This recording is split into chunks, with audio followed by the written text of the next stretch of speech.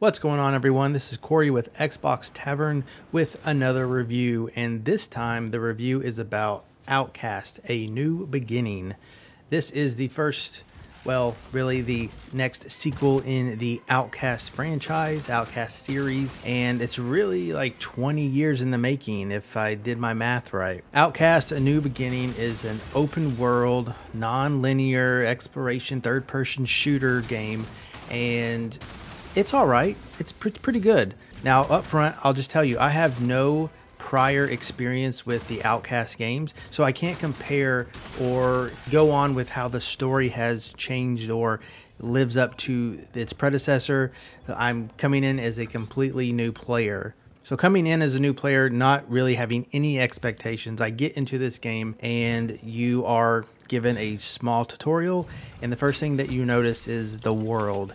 It is colorful, it is open, there are animals and other creatures about, and you start to get into the gameplay and see what the missions are going to be like. For the most part, the missions that drive the game, they seem just like a lot of different types of fetch quests. Go and get this, go and move this, or tell this person something. And that is a lot of what I remember the missions being like for the game. Now, amongst these missions, as you do them, you will further the village that you're working with at that specific time in order to kind of gain their trust. But you don't do all of this at one time.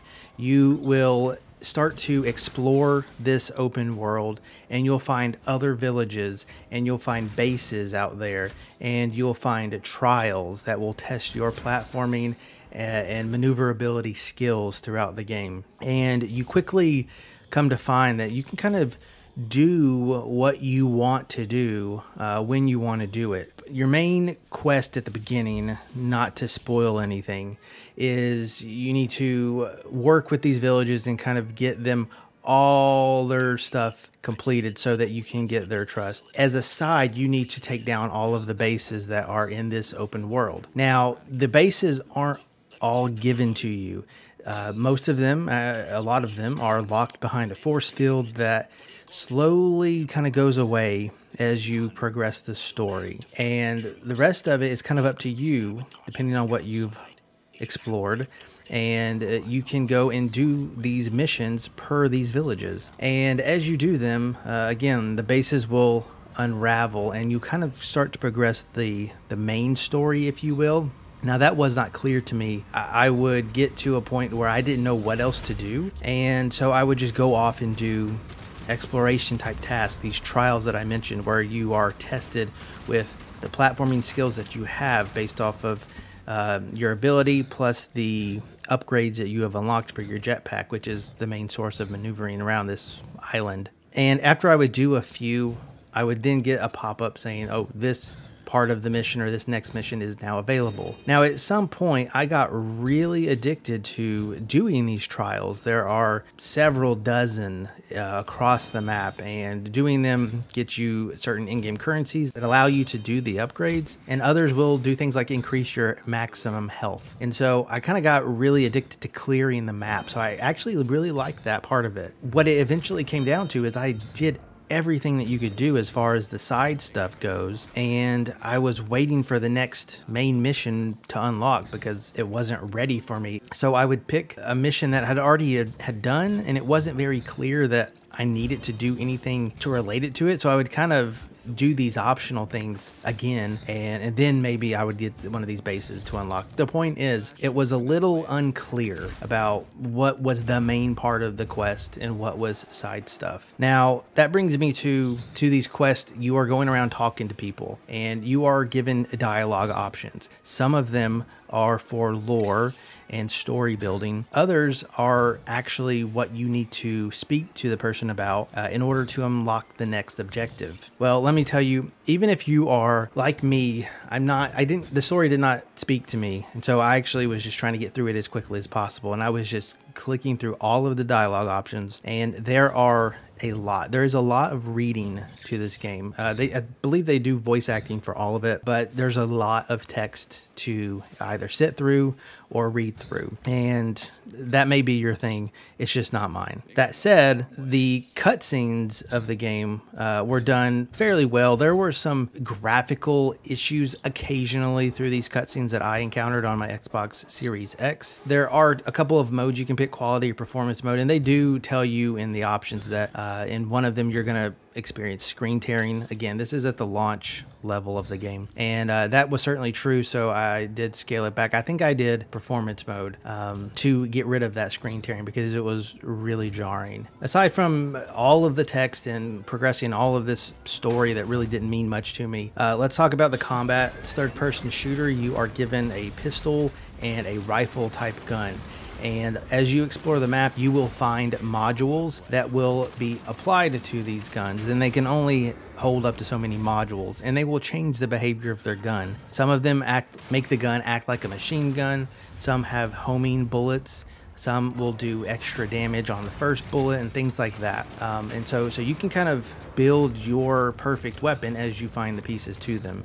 And then within that, you can upgrade those modules to make them a little bit more efficient. Moving on to my favorite part of the game, the exploration part, you have your jetpack. And so your jetpack is kind of your skill tree. You start off where you can do a jump, basically. And eventually you can do, I think, 5 jumps at a time. You can glide. You can not only glide in the air, but glide on the ground. You add boosters to them and things like that. So you can really increase this jetpack to be really fun to play with. And by the end of the game, or if you're like me, by the mid part of the game where you've explored everything and you've already unlocked all the abilities, it becomes really fun to just fly around the map. Not only can you get to places a lot faster, but the game looks good in the open world part of it that I just enjoyed looking around as I was flying. And then the last skill tree is kind of your ability skill tree. So you can add your shield and it will be better. You can do dash moves to knock down enemies. You increase your melee power, things like that. And so doing the missions and doing the trials will get you different types of currencies. Those currencies feed into these different skill trees.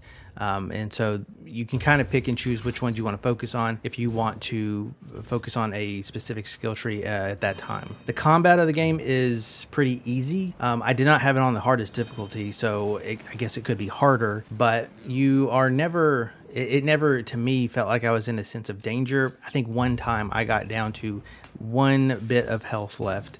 But other than that, there's aim assist, and some of the AI seems really dumb, and they didn't shoot until I shot them in some cases.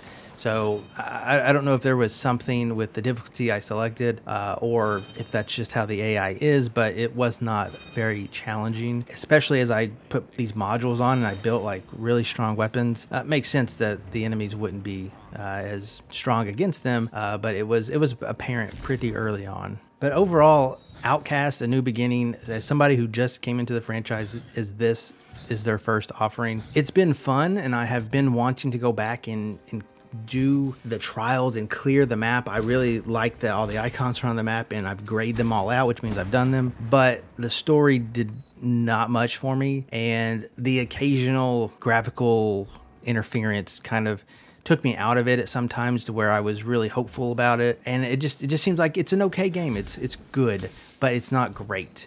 And the replayability of this, to me, it feels super low. Once you've done it, you probably are done with it for good. Especially if you've done everything, there's really no reason to go back unless you just really loved it and you want to do the exact same thing again. There's no dialogue options that will change the story or change what happens. So I hope you've been able to take this and make a decision for yourself whether you're going to play it or not. One thing I don't really typically add into my reviews or evaluations is the how much the game costs. This game has broken the barrier. We've seen it before where the base games are sometimes $70. It's rare, but this game has done that, and so that feels like a premium price at this point of gaming culture, as we haven't fully gone to that yet. Feels like a premium price, but the product itself doesn't feel super premium. So I'm not trying to pull it into this scoring or evaluation, but I just want to throw it out there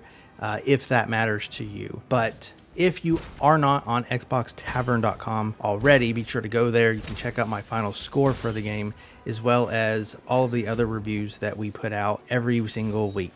I've been Corey. Thank you for watching, and I will catch you in the next review.